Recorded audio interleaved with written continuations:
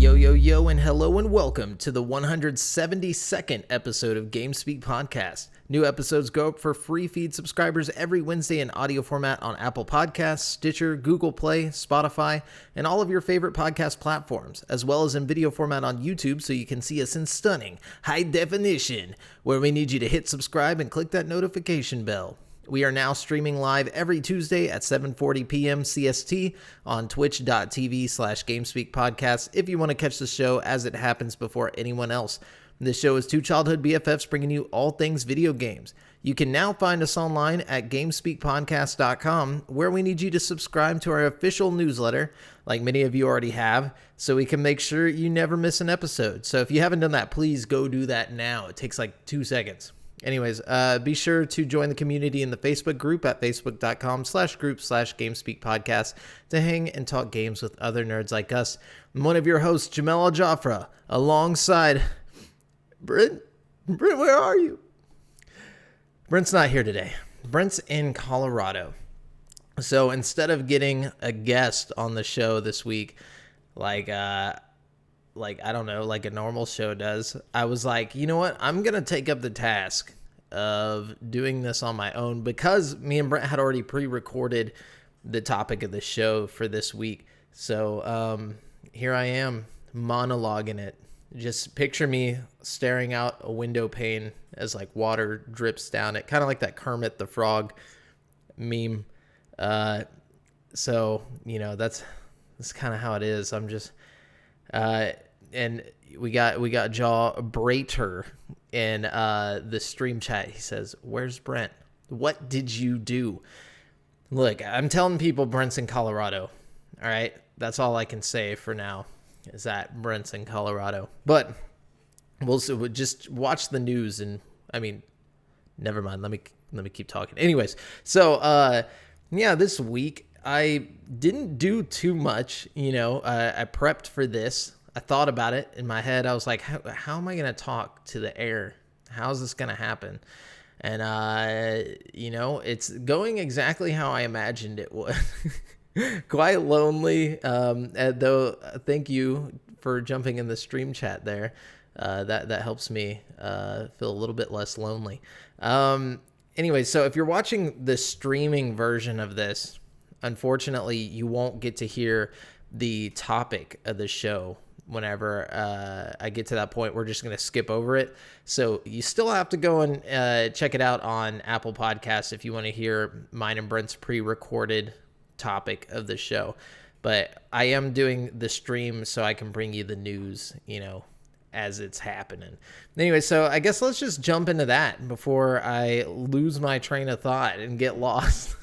Just so you guys know, I am using articles from gaming news sites from around the web, and I do not claim any of these articles as mine. I'm just simply bringing you all the news, giving my commentary on it. So let's get into it. Starting with something from Alessandra Barbosa at GameSpot. This month marks the 10th anniversary of the launch of PlayStation Plus on PS3, ushering in paid multiplayer services and monthly downloadable games for subscribers.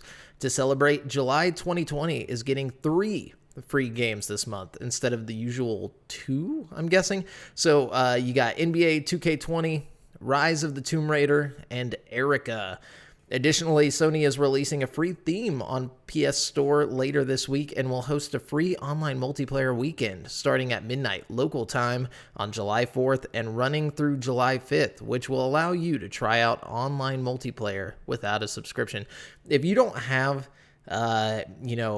PS Plus by this point, you know, in your console generation, I don't know what you're doing. I don't know how you're not... I mean, like playing video games, you got to play online now. At first, I was all against it. You know, I was like, man, online multiplayer is whack. I'm all about local multiplayer. But yeah, eventually you just have to bite that bullet. You have to accept it, and you have to get PlayStation Plus or Xbox Live, you know, whichever console you're on. But, you know, quit slacking. All right? Anyways, Steve Watts at GameSpot says a rumored Harry Potter game is said to be planned for a formal reveal sometime after August this year. even as the developers look to distance themselves from the property's controversial creator, I guess she's controversial, J.K. Rowling, Bloomberg reports that the project is in development at Avalanche Software, known for its work on Disney Infinity before becoming acquired by WB. The game is planned for release in 2021 on multiple platforms, including PlayStation 5 and Xbox Series X. You can play as a wizard and roam around the grounds of an open-world Hogwarts and other iconic locales from the popular series. So this sounds amazing. All right, well, we talked about the leaks on this whenever they were originally leaked, and I've been psyched ever since. I love the Harry Potter games. I know one of the questions this week involves Harry Potter. I'll get to that later, but I'm super excited about this, especially open world. Man, if this would have came out when I was a kid, I don't think I would have been able to handle it. I think I might have actually died and wouldn't have been able to get to this point in my life where I have GameSpeak podcasts and I get excited about this one. So I'm kind of glad it didn't come out whenever I was a kid. Anyways, Chris Pereira at GameSpot says streaming service Twitch has temporarily suspended the account of President Donald Trump. Unlike some of the other recent bans it's handed out, it offered more specific reasoning for this move, perhaps due to the high-profile nature of the action. The company pointed to its policy on hateful conduct and even cited specific violations from past streams, which both involved the broadcast of Trump campaign rallies. In a statement shared with GameSpot, a Twitch spokesperson said, quote, "Hateful conduct is not allowed on Twitch.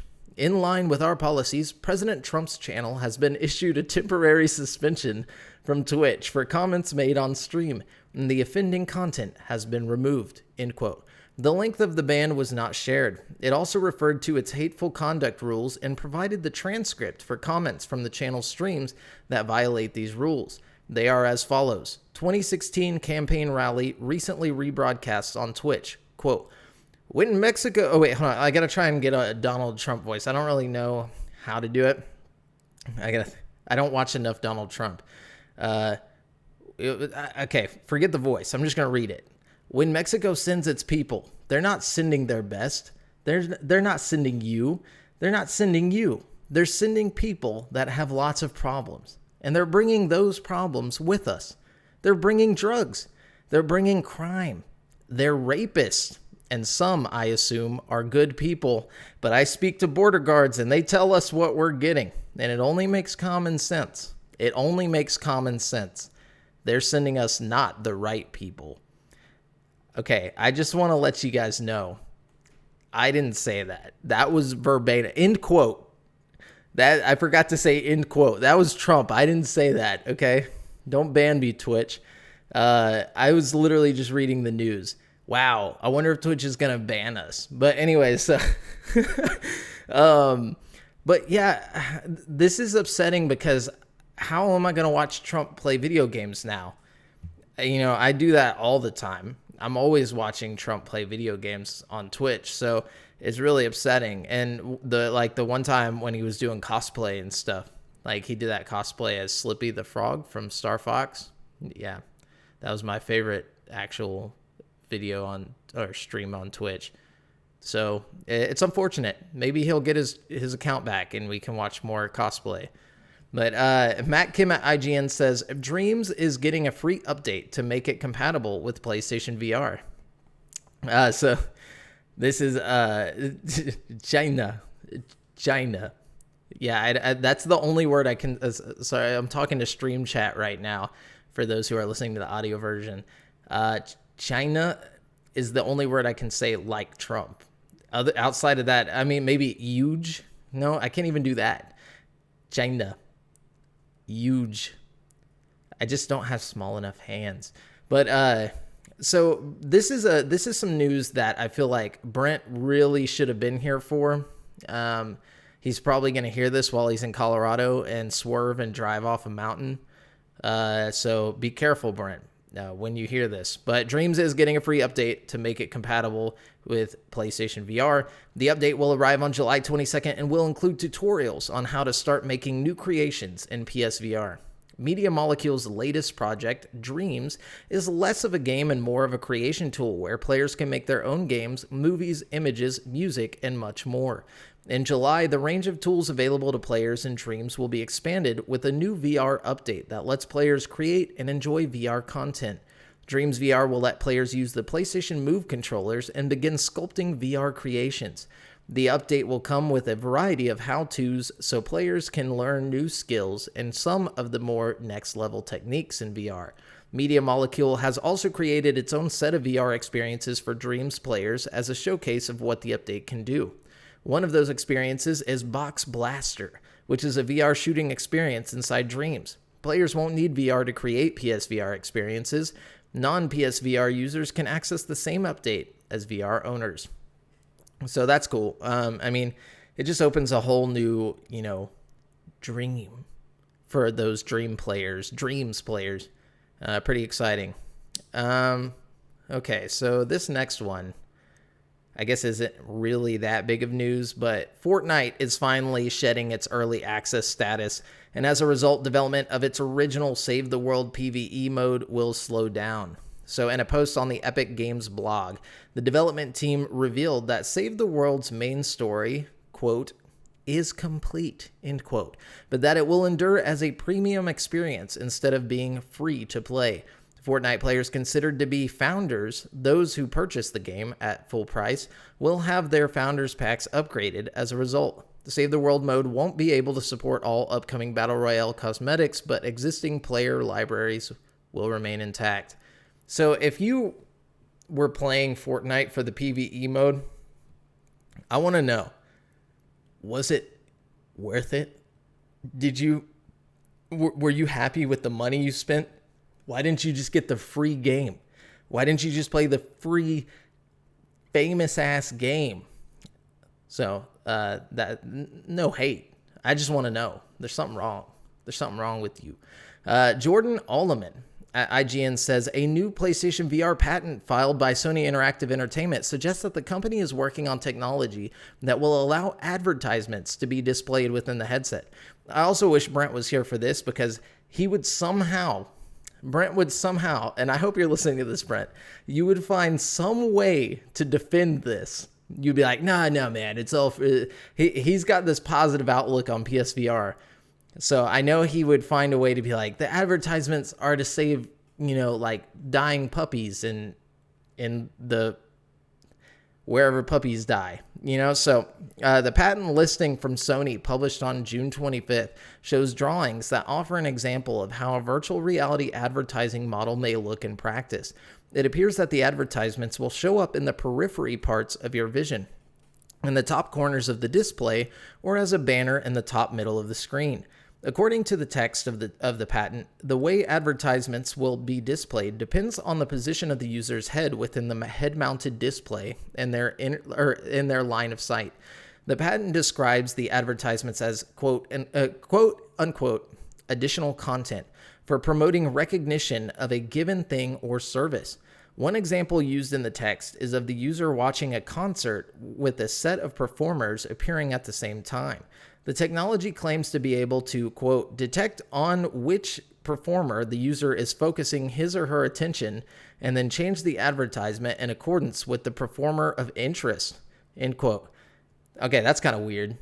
Like, so it takes note of like, oh man, he's really, really checking out this dude. So we're going to put a little advertisement for this dude's OnlyFans. You know what I'm saying? So it's a little sketchy. I don't know if I'm ready for that cyberpunk future, but I have a feeling Brent is ready for that. So I'm going to bring this up on the next episode when Brent is back because I want to hear how he defends this. But it should be noted that patents are no guarantee of end results, just that the company in question is researching and developing such technologies. As such, we can't say if Sony is definitely bringing advertising pop-ups to PSVR.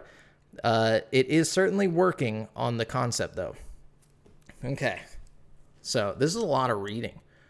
Man, I did not think about my my VO2 max and my oxygen, deprivation training, because I'm having trouble breathing. I think it's the way I'm sitting.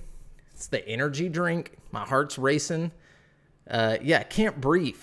Literally, it's kind of hard to breathe and read at the same and at the same time. Okay, Nintendo fans are always eagerly anticipating the next Nintendo Direct, but the YouTube account of the Japanese company delivered something offbeat today. A minute-long video challenging fans to guess the game. The games are introduced with blurry footage that slowly resolves to reveal a first-party Nintendo game. Needless to say, some fans have expressed their confusion over this video, with many of the YouTube comments speculating that new content might be revealed soon for one or more of these games. The games listed were The Legend of Zelda Breath of the Wild, Mario Kart 8, and Fire Emblem Three Houses. See, I went and watched this video. I don't think there's anything coming out about these games. I think it was just, Nintendo, being Nintendo, and they were like, here, we're just going to put out this shitty promo thing on our YouTube channel because we have nothing to talk about. And it was literally just like a blurry image with like some movement happening, and then it would just like become unblurry, and it was like, oh, it's Zelda, our old game. So it was really dumb. But anyways, yes, Jawbreaker says, if you have a heart attack on camera, I'll make it a meme by midnight. That's not quick enough, Dylan, because I know that name. Jawbreaker, if I have a heart attack on camera, you better make that meme pronto. I want it before midnight. People will be asleep at midnight. They need it stat tonight. So, Chris Pereira at GameSpot says, high-profile Twitch streamer Herschel Guy Beam the fourth, better known as Dr. Disrespect, has been banned from the live streaming platform yet again, and this time it may be permanent. Rather than a temporary matter involving a DMCA, Beam himself said he is unsure of why he was banned. However, others on Twitter claim the reason could be very serious and is not because of a copyright claim. It's unclear exactly why or how long Dr. Disrespect will be banned. Following news of the ban, Dr. Disrespect did not say anything publicly about the situation, and searching for his Twitch account yielded no results. However, on June 27th, a day after news of the ban broke, BM broke his silence and posted an update on Twitter, addressing his fans. According to the streamer, Twitch has not provided him with any specific reason for the ban. Meanwhile, Monday's temporary suspension of Donald Trump was accompanied by specific reasoning, with Twitch even citing specific violations of its hateful conduct policy. Regarding Dr. Disrespect's ban, Twitch has offered no specific explanation for the move publicly. Of course, this has left room for speculation. Some have suggested that it could be the result of a DMCA takedown, of which there has been a flurry recently. However, this would ordinarily result in a temporary ban. So, Dr. Disrespect, the man's known for his disrespect, all right? He's been known to be banned for many things. He was banned for filming in a public bathroom. He was banned for something to do, I think, with his wife. Or no, I just remember he cheated on his wife. Gears of Hate says it's more than likely a legal dispute, which is why no one wants to come forward with information due to being claimed as defamation. Also, they verified it was not a DMCA. So, okay, Gears of Hate. I'm not hating on your sources. I just don't want to say that it was cleared of that or verified it was not a DMCA, just because I didn't read that personally. But I trust you. I implicitly trust you. But nobody else has to trust me on that. But I think, he probably did something over this past weekend, over the past week, actually. A lot of shit was going down in the industry, and the gaming industry as a whole. A lot of industries, but there was a lot in the gaming industry, especially on Twitter. A lot of people being outed for sexual abuse, and a lot of horrible things. And, I think it has something to do with that. I don't want to say for sure, but I did see a lot of big name streamers saying that they knew what happened, but they couldn't talk about it and stuff like that. So I'm just assuming it has something to do with him being disrespectful to women. So we'll see what happens. But let's see. Aaron Garst at GameSpot This goes hand in hand with what I was just talking about over the weekend. You know, people being outed for their dirty misdeeds. So Aaron Garst at GameSpot says Ubisoft CEO Yves Guillemot sent a memo to employees detailing how the company plans to rework its, quote, solutions and tools that detect, report, and resolve any incident or serious problem, end quote, after numerous allegations against Ubisoft workers have come to light. Quote, I have gathered all of my direct reports to address this subject and your feedback, end quote. Guillemot wrote in a memo originally reported on by Business Insider.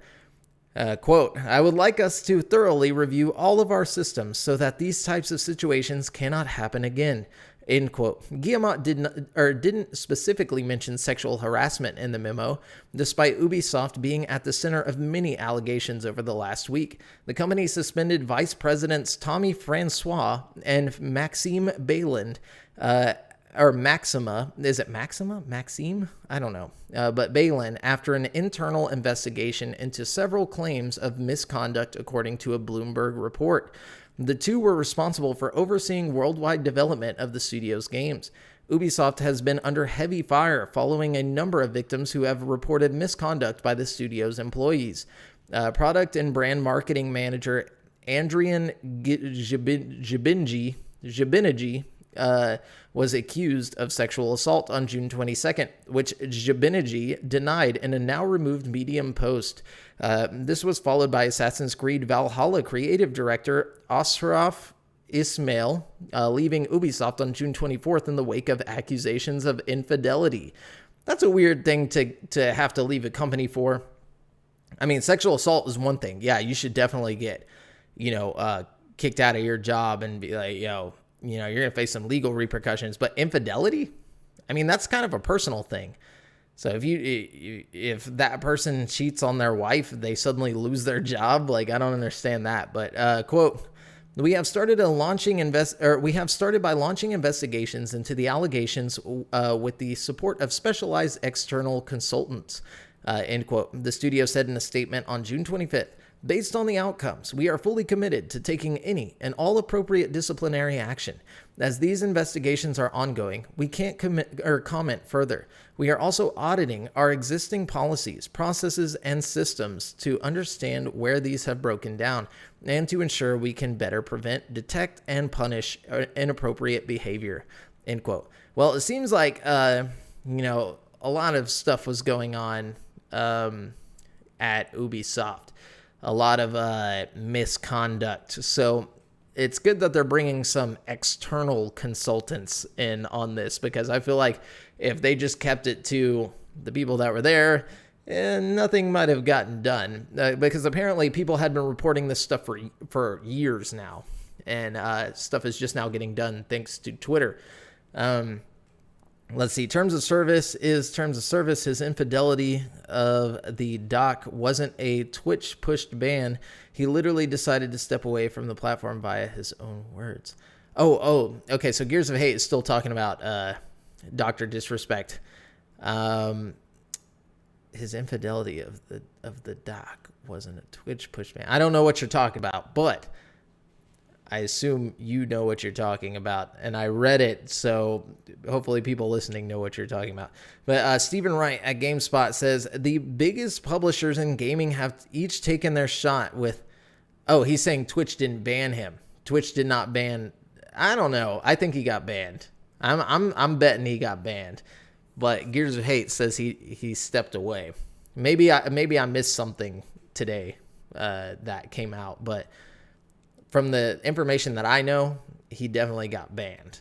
But Stephen Wright at GameSpot says or are you talking about whenever he cheated on his wife?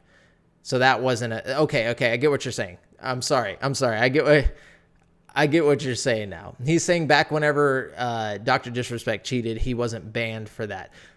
I understand that. But I'm talking about Ubisoft right now. And they're like the designer on the Assassin's Creed Valhalla who got canned for infidelity, which is a very strange thing to get fired for. But anyways, Stephen Wright at GameSpot says the biggest publishers in gaming have each taken their shot with successful AAA battle royale games like Apex Legends and Call of Duty Warzone, and it looks like Ubisoft is about to try its hand at it. According to esports reporter Rod Breslau, the publisher will tease a new game called Hyperscape this week, which is a battle royale game set in a virtual world. As with Apex Legends and Valorant before it, Breslau says that Ubisoft has invited many streamers, YouTubers, and other gaming influencers to see the game for themselves ahead of a closed beta next week. He further claims that Hyperscape offers an unprecedented level of integration with Twitch, with Twitch chat able to directly impact play with events and the like. He offered an example in a follow-up tweet, saying viewers will be able to vote for either speed or health boost items, and they will earn progress by watching games. Streamers will also garner revenue for bit purchases. So it looks very cyberpunky. It almost looks like Tron from the clips, not the clips, but the pictures I've seen of the game, the screenshots. Looks interesting, but I can't keep doing this. You can't keep busting out battle royales. There's already a cream of the crop. You know, we got Call of Duty, Warzone, there's Fortnite. We don't need much else. Apex Legends, even. There's 3 top dogs right now. We don't need more. Stop making battle royale games. All right, I'm done. No more. GameSpeak podcast. That's what we say here. No more. Actually, Brent will probably disagree with me, but he's not here, so I'm speaking for all of GameSpeak podcast. It doesn't matter what Brent thinks anymore. No more. Eddie McCooch at GameSpot says Dan McCulloch, a 15-year Microsoft veteran who most recently worked at Xbox as the leader of Xbox Live, has left the company. McCulloch announced the news on Twitter, saying he, quote, truly had a blast during his run at Xbox. He didn't reveal what's next, but McCulloch said he's extremely excited about the next chapter of his career, and he looks forward to sharing details very soon. He might be staying in gaming, as he told his followers, quote, you will all be pumped, end quote, about what he's doing next.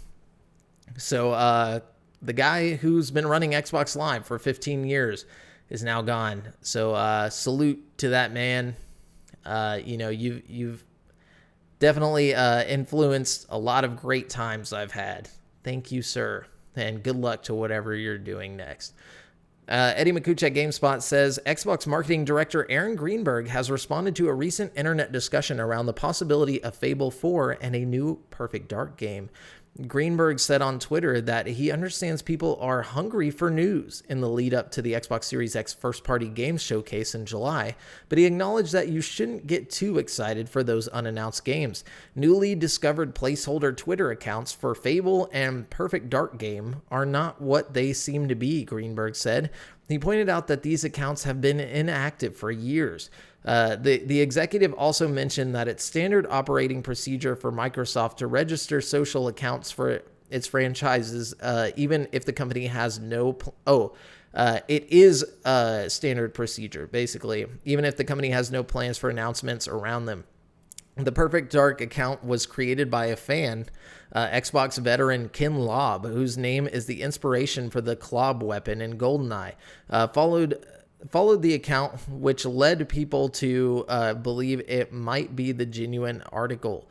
However, it's only a fan account. The owner said they would give it up to Microsoft if they asked, but that doesn't appear to have happened yet.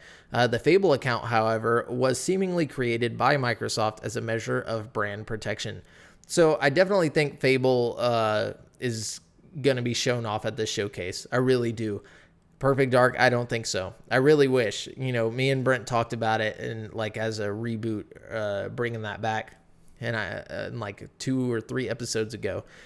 So that would be really cool. It'd be another GameSpeak talk something into fruition, but I doubt it. I highly doubt that we get a new Perfect Dark. Rare's over there too busy with Sea of Thieves. Anyways, Eddie McCooch at GameSpot says, it's been widely reported that Microsoft is planning to release a second next-generation Xbox that is less powerful and lacks a physical media drive. Now, another report says that's not entirely true. The Verge's Tom Warren, who is known for accurately reporting on unannounced Microsoft products, has stated that the CPU for the less expensive next-gen Xbox is, quote, the same speed as the Series X, end quote. The console will have a different GPU frequency and CU count, however, Warren reported. The second next-generation Xbox, rumored to be called the Xbox Series S, will have 7.5 gigabytes of usable RAM, according to Warren, and this is less than the Series X. Warren went on to say that this second console will target a resolution of up to 1440p compared to 4K for the Xbox Series X. Xbox boss Phil Spencer told GameSpot that it might release additional next-gen Xbox SKUs, and this new console, reportedly codenamed Lockhart, may be among them. Quote, obviously, in the name Series X, it gives us freedom to do other things with that name so that we can create descriptors when we need to, end quote. Spencer said in December 2019, all but confirming multiple next-gen Xbox consoles are coming. I think that's a given that there's going to be, different SKUs of the Xbox Series X. But I don't see why they would put out one that their target is a resolution of 1440p. I think it has to be 4K. I think it has to be. But I guess we'll see. We'll see what happens with that. Dreamcast classic Jet Set Radio and its Xbox sequel Jet Set Radio Future are beloved for their style and unique gameplay. But to this day, there's never been a third game in the series. The original game, initially called Jet Grind Radio in the US, released 20 years ago, and in a retrospective published by US Gamer, the team behind the game has reflected on its legacy and why there hasn't been a follow-up. Lead designer Kazuki Hosokawa, who still works at Sega, reflected on how the original Jet Set Radio was created by a young team, recalling how non-photorealistic expressions began to garner more attention at the time, which his team was able to leverage. With this in mind, Hosokawa says that a new Jet Set Radio would need to come from a young, new team as well. He says that more than 10 years ago, the game's producer told the team that they were too old and experienced to make a new game in the series, and he agrees. Quote, I've gained enough experience that I can identify what works and how to present things. I can see the path to the end goal, whether I like it or not, he says. If I put it negatively, because of my experience, I can only create games in the smart way. Hosokawa continues, this means that I wouldn't be able to convey that passion in this title that could have only been born through all the struggles I've faced. That's why I'm looking forward to a new generation of creators, end quote. Hosokawa still clearly has a lot of love for the game and believes that the team tapped into something unique. He said the imbalance between the pop taste and fun vibe you get, but yet you can kind of sense a darkness in the world. So this kind of gives me hope that there may be a future Jet Set title, and maybe they'll just have a new team work on it over at Sega. It's actually really exciting to me. I love that game. I still have it for my Dreamcast, but I want to see what that would look like in 2021 or 2022 whenever they decide to actually do that, if they decide to do it. But I'm pretty sure they will. But that's it for the news this week.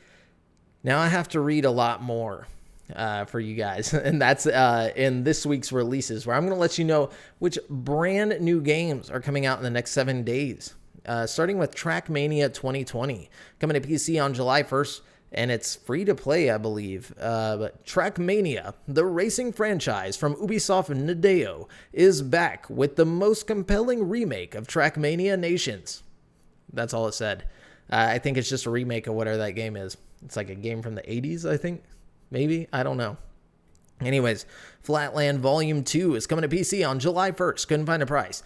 In Flatland Volume 2, the second episode of the fast-paced hardcore platformer series, Square crosses the most dangerous part of Flatland, the Flooded Wells. Flatland Volume 2 features handcrafted levels and lightning-fast respawns. Run, jump, die, learn, repeat. Okay. This next one is called My Diggy Dog 2. It's coming to PC on July 1st. Couldn't find a price. But join the adventurers, Christopher and Clara. Clara?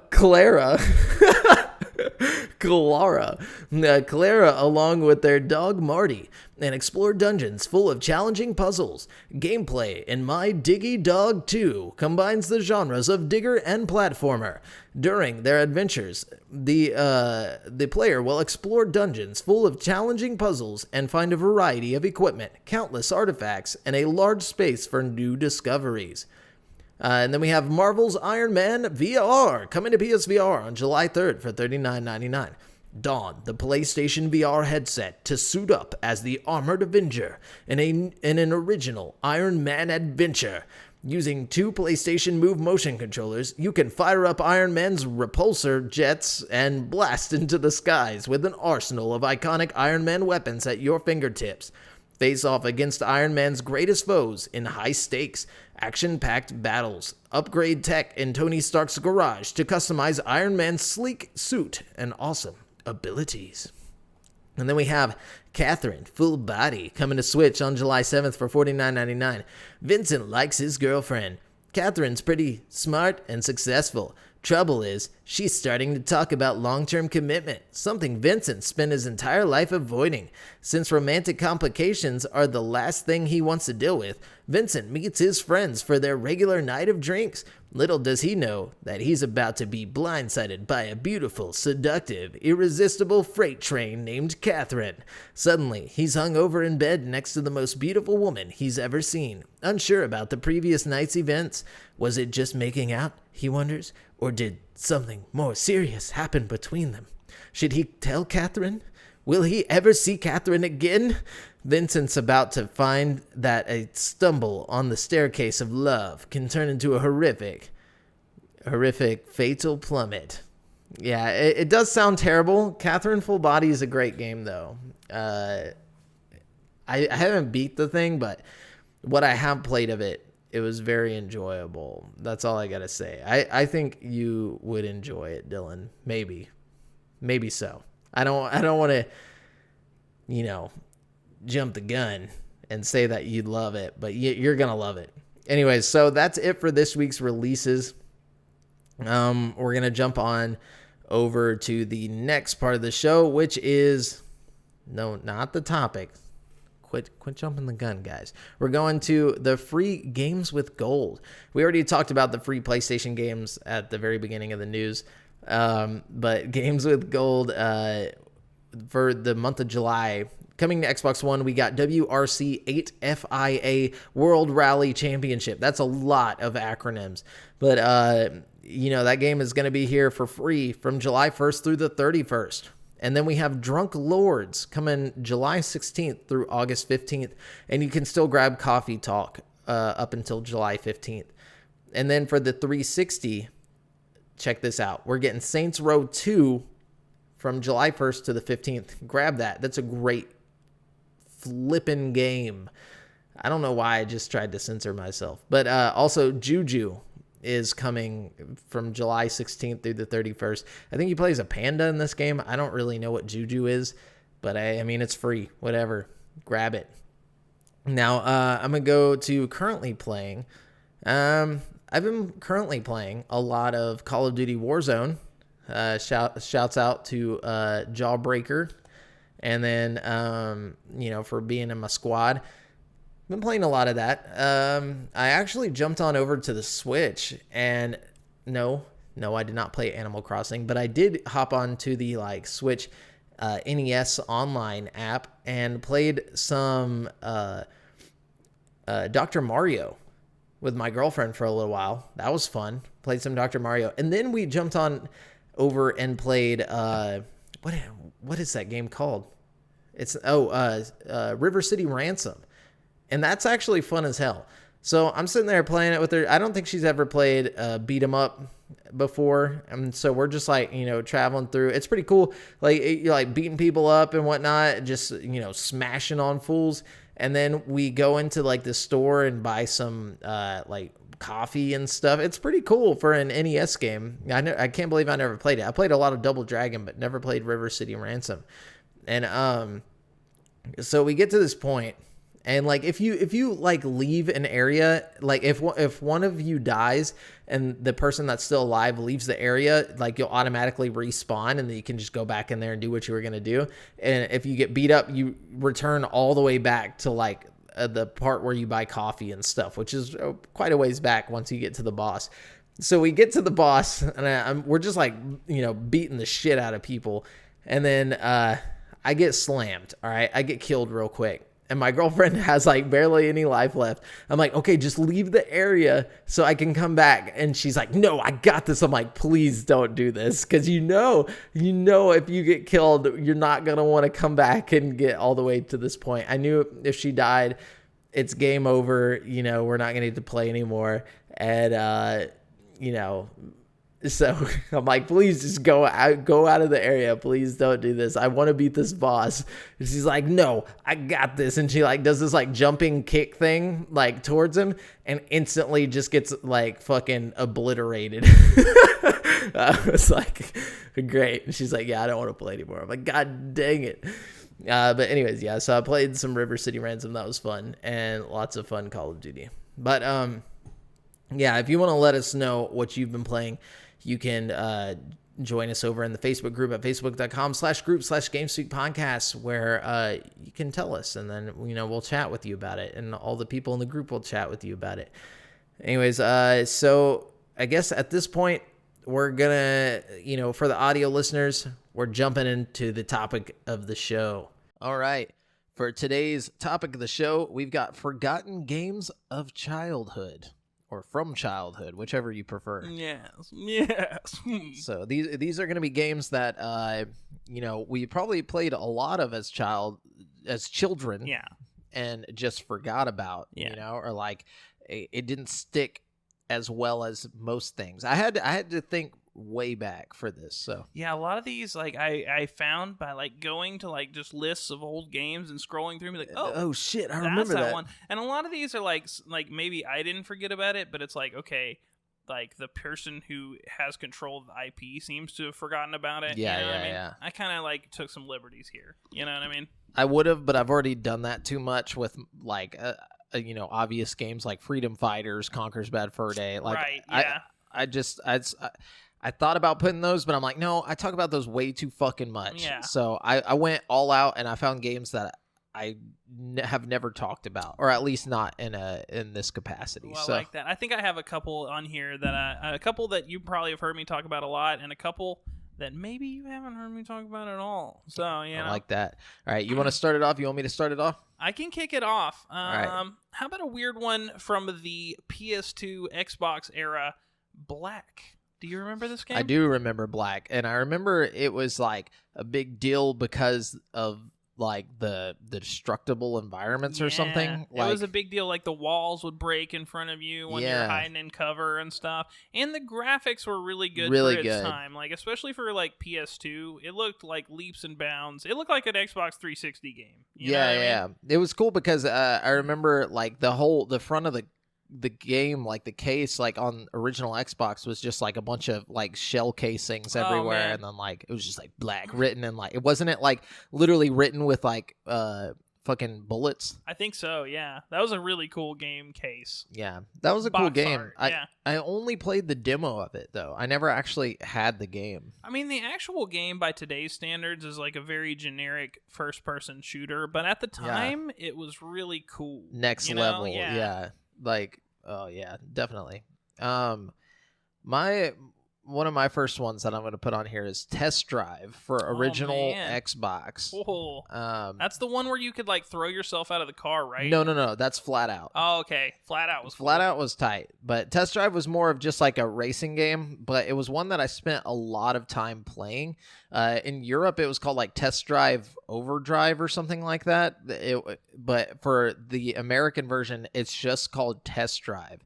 And I think it was a reboot of like the old like classic Test Drive games that came out in like the 80s, but or 1989. But so this game basically, if you want to search it, you have to type in like Test Drive Overdrive for some reason, or original Xbox to even find it. But I looked up the plot of it because I the only thing I really remembered about this game, besides listening to Trapped constantly while playing it and like Switchfoot and stuff, was the fact that at the end of the game you get this you get a Viper, so like a Dodge Viper, and I thought that was so cool. Dude. And I never understood what the whole premise of the game was, or at least I don't remember it. But apparently you took control of a character known as Dennis Black, a San Franciscan street racer. And he races in an exclusive street racing club on the behalf of a fellow racer named Donald Clark, who had been injured during a race. So as Black's victories start to mount, he hears rumors from other drivers that Clark is simply using him to beat one of the club's most ruthless racers and win his prized Dodge Viper. So after Black wins against said driver, the rumors are proven true as Clark showcases his true colors. But then you challenge Clark for everything that Black has gained over his career, including the Viper in the end. And you win it all back, or at least I won it all back. That sounds like a good Need for Speed plot right there. Yeah, dude. It was so good. It was a fun game. Was that game where you would be like in the like circle thing and you would be like driving on the walls, kind of like? No. This game was your typical arcade racer. Like you would hit ramps and stuff like that, and there was cops, if I remember right. Like every now, it was like Need for Speed. It was literally just like Need for Speed, but it was test drive. That sounds cool. Yeah, I loved it. I played so much of that game. I played a lot of arcade racing games as a kid for some reason. Yeah, that's a good one. And I don't know anything about cars. Like, nothing. Yeah, same here. But anyways, good game. What you got? Speaking of long-forgotten racing games, how can we not put Project Gotham Racing on this list? Oh, good call. You know what I mean? That one was tough. That's a hard-ass game. It was hard. And at the time, it was super pretty. It was one of those first games that had, like, reflections on your cars and stuff. Yeah. You know what I mean? So it was like, whoa. It wasn't just blocks. Do what? Yeah, I know. Your cars weren't just blocks. They actually had, like, shape to them and stuff. It was like, whoa. Yeah, no, that's a good one. It's like whatever happened to Project Gotham. It basically Forza took over. I was about to say it kind of got replaced by Forza, I think. Yeah. My next game is Armyman Sarge's War. Oh, this was for GameCube. That's a good one. It was. It like I went and looked at reviews though, like, and all the Armyman games had some bunk ass reviews. People were hating so hard, but I love this game. It was a good premise, you know? Yeah. It was fun multiplayer gaming, and it had a good message. So this is the plot real quick. I just took the beginning and the end, but the game begins with an attack on Greentown by the Tan Army, and Sarge battling through the war-torn city to save it. After the battle, Sarge is informed by Colonel Grimm that General Plastro and the Tan Army has surrendered, and that there will be a peace ceremony later that night, but that a rogue Tan division, Operation Vengeance, led by Lord Malice, has stolen some infantry molds and can now build an army. Sarge's mission is to find and capture Malice, recover the stolen molds, and locate a missing recon squad that hadn't returned from their mission. So at the end of the game, Sarge finally reaches Lord Malice's headquarters, where he battles Malice himself. After defeating and fatally wounding Malice, Sarge asks him why he killed the Greens and Tans in Greentown. Malice chastises Sarge for not remembering. Sarge removes Malice's face mask and discovers that he was actually Major Gooding, who was accidentally left for dead all those years ago. Malice tells Sarge that after the helicopter took off with Sarge, the Tan eventually found him and changed him into the Lord Malice he is now. As he dies, Malice reveals to Sarge that since that day, he dreamt of making him suffer the way he did. At the end of the scene, Sarge is seen walking out saying, "That war makes ultimately no sense." The closing animation... That's so dramatic for an Armyman game. The closing animation reveals storage tubes inscribed with the names of the deceased soldiers from the Greentown attack, hinting that Colonel Grimm and the heroes, along with Vicky, may not have died, and perhaps Malice had simply killed copies of them in order to play on Sarge's emotions, an action that ultimately was Lord Malice's undoing. But yeah, so that was deep when I was a kid. So deep. What the fuck? That was like way too deep. Yeah, it was just a fun game. I loved all the Armyman game. Like Night Shyamalan directs. Armyman, Sarge's heroes. Me, Lord Malice. Yeah, no. Revan. Let the hate flow through you. General. Do it. Yeah, no, like it was great. I even liked Sarge's Heroes 2 and like stuff like that. There was a lot of good Armyman games as a kid. Yeah, they really were. I think they were fun as kids for sure. Like the idea of like your toys coming to life and you could play as them. You know? I like the room level where you're like, it's like on the Toy tables. Story almost. Yeah, that's so cool. The bathroom and everything. Yeah. Dude. Anyways, what you got? Okay, this is one that I think most people forgot about, but I think most people can agree was like one of the dopest sports games of all time. Super Mario Strikers. That was a dope game. I didn't play too much of it. That was like one of the only Mario games that I didn't really get enough time with. I feel like a lot of people didn't play this one. A lot of people passed it up or just missed it, you know, like, but as far as soccer games go, it's so much fun. It takes all the fun stuff that like Mario Tennis does to spruce up tennis or golf, you know, and just puts it in soccer. It's kind of like that, they did an NBA Jam version of soccer too for a while. Like, you know what I'm talking about? No. Oh man, that was cool too. I remember iDarb. No, I'm just... Right. But it was tight. It was like you'd catch on fire and you'd like kick the ball and like it was cool. I mean, it was intense and you could play as Mario characters and like. Yeah, no, I know it was a good game. It got like really good reviews, but I feel like Americans in general at that time were just like, soccer. Yeah, that's fucking lame. Yeah. You know, like I bet like in the European like area, I bet that game sold like crazy though. I bet if you put a new one out, it would sell good in Europe today. Oh yeah, for sure. Let's see.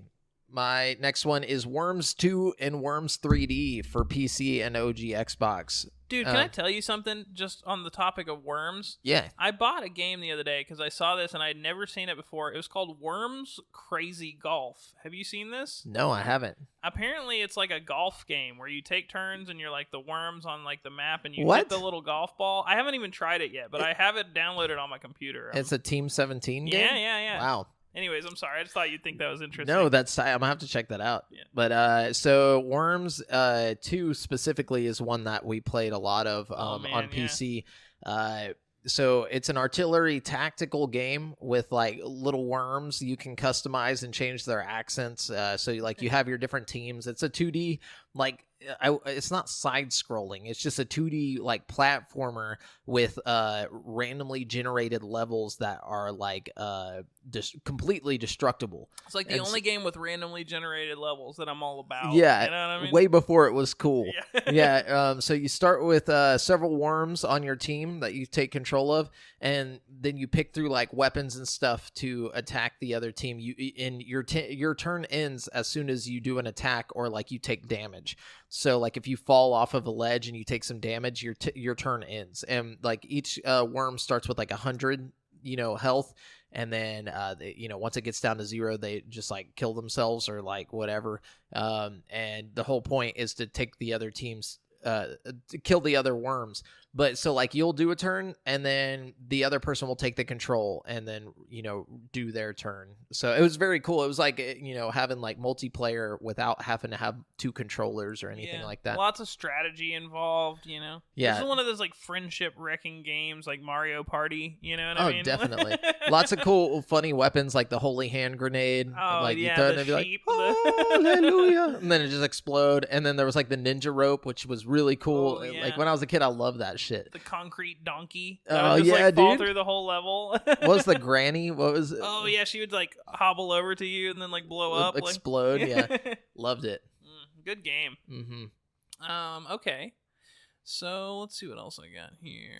Oh, also, little thing about that game. For the PC, you could take that game and put it in a CD player and it would play the game's music. Really? Yeah, it was very weird. Oh, that's cool. Yeah, I don't know why I tested that, but it worked. I like that. Okay, I got one here. This is one that I'm sure a lot of people played back in the day, but it just kind of got forgotten about over time. I talk about this one a lot, so I'm sorry, but No One Lives Forever 2. Yeah, that was a dope game. Such a sick game, man. A lot of people really don't know about this game. And it's like you're this spy chick. It's kind of like the 007 games, but like you're a girl and it's like in the 70s. But it's really, really good. Like, they were back in the day. They're probably not as good now, but they had all kinds of fun spy gadgets that were like, girl spy themed, so like you'd have like a makeup mirror that like has like a laser on it and shit, you know what I mean? It was tight, you know?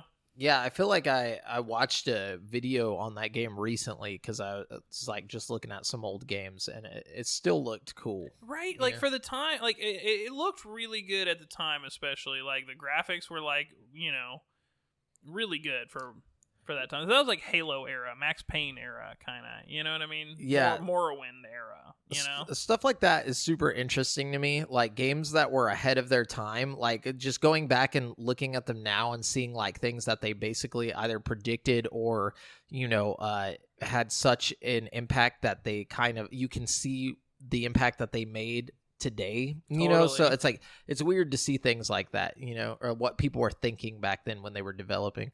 But anyways, yeah, the game was really cool. My next one is Frogger 1997 for PC. Oh man. So it's basically Frogger but in 3D. So do you remember or did you ever play this? I never played the 3D one, no. Yeah, so it's like third person, like over the shoulder type view. What? Yeah, it was so cool, dude. I remember I got this from Office Depot. Like I remember buying this game along with Tony Hawk Pro Skater 2 for my PC. Oh shit. And that's the combo right there. Yeah, dude, and I was playing Frogger so much. Like it was ridiculous. Like I don't know why, but it was like right around the time whenever Super Mario 64 had came out. I feel like it had to have been around that time when I got this because I just wanted to be in a 3D like world. Like that's all I cared about was like 3D platforming and stuff like this. But this game was literally just Frogger, but 3D, and like you had like a heat-seeking tongue or whatever, so that would like capture flies, and then like cool. The flies would give you power-ups. Like you'd either move quicker or you'd get extended time for the level because each of the levels were timed, and then or you'd like it lets you light up an area or whatever. But it was just super cool. Like, and it was like kind of like on a grid-based movement type situation, but it was still fun. It was 3D. That sounds fun. You know, I had a Pong game like that when I was a kid, but it was on PS1, and it was like a 3D version of Pong. It was like Pong Adventure or some shit. What the fuck? I know, and you like played as like one of the little Pong paddles, and it like had eyes and shit, and it like went on this like, it had like a story mode and shit. It was really weird. What the hell? I'm gonna have to look that up. That's crazy. Okay. Let's see. So here's another one that's pretty good. Prince of Persia: Sands of Time. Oh yeah, that's a great one. Might not necessarily be like the most forgotten about game, but you know, we haven't seen a Prince of Persia game in a while, and I think that's because the last couple kind of tanked. You know what I mean? Yeah, that and Assassin's Creed took off, so I think that kind of took the spot, even though it doesn't have the time, you know, or the time travel type thing going on. But I would love to see a modern like open world Prince of Persia. You know what I mean? Yeah, I just feel like it wouldn't happen now. Like I feel like there's no space for it. With Assassin's Creed still doing what they're doing, I feel like unless they like became the developers of it and they did something in between, like so like they do like an Assassin's Creed game and then the next year or next 2 years they do Prince of Persia and then they go back and forth. I just feel like with Prince of Persia, you wouldn't have to be so, you know, stealthy. Historical, you know? Like, you could lean into the mystical elements of everything, you know? Have, like, the time travel, the, like, you know, magic carpet, shit like that, you know what I mean? Genies, you know? Like, really just go all out with it. Oh, you know yeah. what I mean? Like, that would be cool. I'd be really down for that. I love Prince of Persia. So the last one that I got like written down is Kid Clown and Nightmare World for the NES. Oh man. So this one is a very strange one. So like the story for this game or like the plot is like you and your family are on your way to perform in a circus when a magician called Nightmare, obviously a play on the words nightmare, kidnaps your family, and you have to 2D platform through the magician's world to save your clown family. That sounds awesome. Yeah, it's really like some of the most fucking earworm NES music you'll ever find. Like, it's so good. And the gameplay is super fun. Like, it's probably one of the best NES platformers I've ever played, you know, outside of Mario. It's that good. Like, they need to throw it on Switch. Yeah, well, I feel like they haven't they haven't ported it to anything. Like you have to like play it. I'm sure there's like like maybe a ROM somewhere that I could get, but it was just such a fun game. And I think it was actually like skinned over like a Japanese game, like Mickey Mouse game. Like, so that's probably why the quality was so high. But I mean, I know some of those Mickey Mouse games that came out for Sega Genesis were like really high quality, like the Castle of Illusion or whatever. You know? Dude. Yeah. But anyways, yeah, so that's the last one I got. So I have two more, but I talk about them all the time, so they're not going to be a big surprise to anybody. I'm sorry. I probably shouldn't have even put them on the list, but I'm going to talk about them. Psychonauts, first of all. Yeah, it's a great game. I feel like a lot of people don't really appreciate Tim Schafer as an artist. You know what I mean? Like, Brutal Legend, Psychonauts, pretty much all the Double Fine games are just, like, awesome and just, like, ignored. You know what I mean? Oh, yeah. But I digress. And also Jade Empire, the like forgotten stepchild of the like KOTOR family. You know what I mean? Yeah. I feel like it's maybe the best of all the BioWare games, and it's like totally just like, you know, disregarded for like Mass Effect and KOTOR and stuff, which is fine, but it's such a good game, such a good IP. I feel like they'll go back to it at some point. I think they'd be fools not to. They're sitting on something that's real special there, and I think there's a lot of people like a cult following.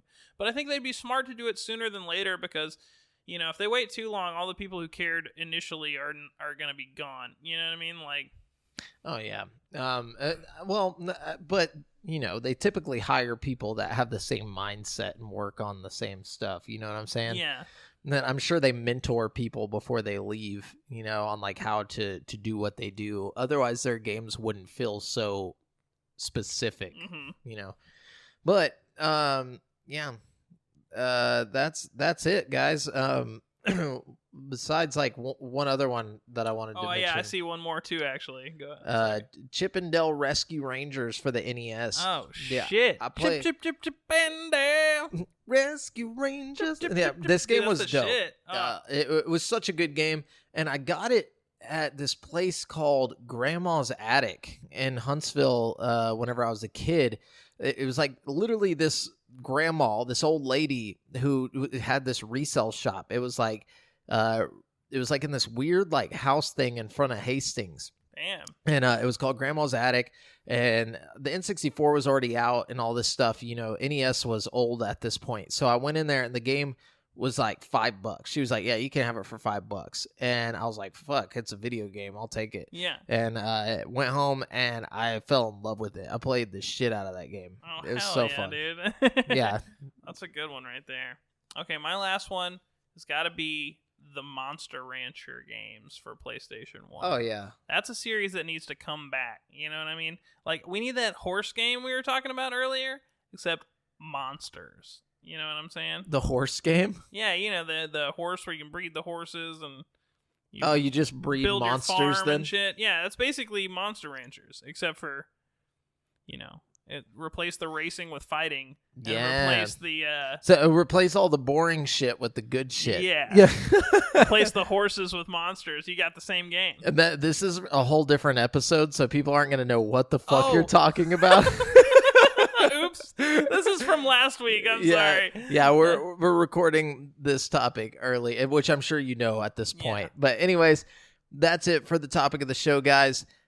Be sure to, you know, let us know which forgotten games from your childhood exist, and you know, what did you play as a child that you feel like most people forgot. You can let us know in the Facebook group at facebook.com/group/GameSpeak podcast, or you can drop it in the YouTube comments, or you know, basically anywhere, and when we see it, we will talk to you about it. Yeah, I'm out of here. Yeah, I'm out of here. Yeah. And that's at yeah, but for those of you in the stream, that's not happening, so that's unfortunate. But anyways, let's see, where are we at? Yeah, okay, so yeah, we're back from the topic of the show, guys. Now we're gonna jump on over to the People's Champ, which usually this is up to Brent, you know, but I guess I have to do this. So let me be the meanie, the evil picker, and I will tell you guys who the topic of the show, who the people's champ is. Let's see. Who do I want to give it to?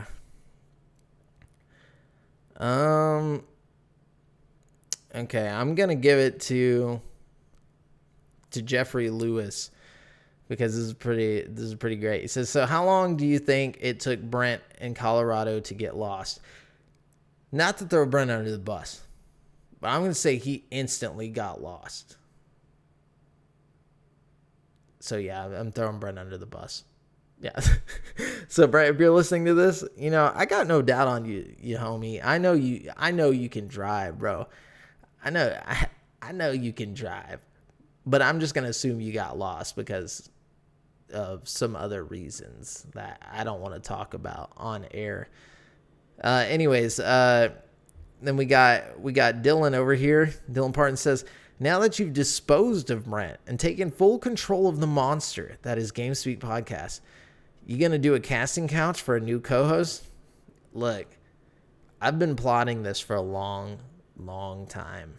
I have this couch right behind me. If you're watching on stream, there's a couch directly behind me. It is ready.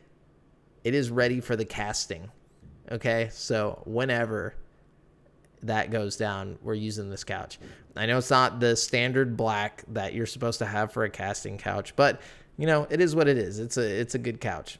But no, unfortunately, we can't get a new co-host. Brent still likes to do the show and stuff, so I guess we'll just keep him here or whatever. No, okay. Anyways, this one, Jason Domican says, a random as hell question. Did you play the Harry Potter games? If so, how epic was they, bro? I loved them. Well, Jason, I too loved them.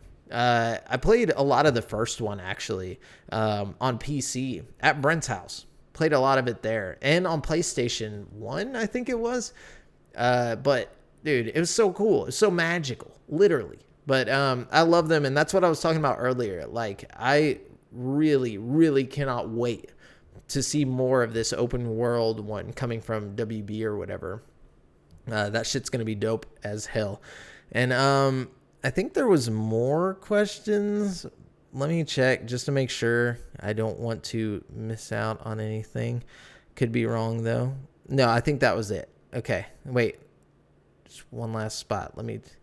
Oh, he says, Jason Domican also asked, how lonely do you feel recording this alone right now? That's really mean. It's really mean. I feel super alone. Actually, I feel like I did all right. I feel like I did okay. For being alone this episode, but it's always better with a best friend, you know what I'm saying? And final question over on Instagram from 9paranormal9. He says, will you ever have guests on the show? So yeah, I mean, we've had guests on the show before. I'm gonna have to get you on here, 9paranormal9, now that you're asking. But yeah, we typically do get guests, every now and then, like David Stanley, the creator of Skeletak, which is a Konami published game now. Very cool. He was on the show with us before, and we'll probably have him on again just to talk about his game now that it's out. But yeah, we also have friends on, like Dylan, Jawbreaker. And also you possibly 9paranormal9 if you want to. But anyways, so that's it for the listener questions. Normally Brent rounds out the show with like a trivia thing. Unfortunately, he's not here today, and we did not do a pre-recording of that. So that's the show, guys. Remember, you've been listening to the GameSpeak Podcast. I don't know why there's a "the" there. You've been listening to GameSpeak Podcast, courtesy of GameSpeakPodcast.com. The show posts for free every Wednesday on all podcast platforms. Be sure to submit any questions you want us to read on the show to the GameSpeak Podcast Facebook group at facebook.com/group/GameSpeak Podcast. Check out our video content on youtube.com/createforsanity. And if you want to stay up to date with your boys, you can find me on Twitter at the handle @JafferJamel and Brent at Brent has one. That's the number one. And check out the GameSpeak Podcast Instagram. Until next time, listeners, later. Boom.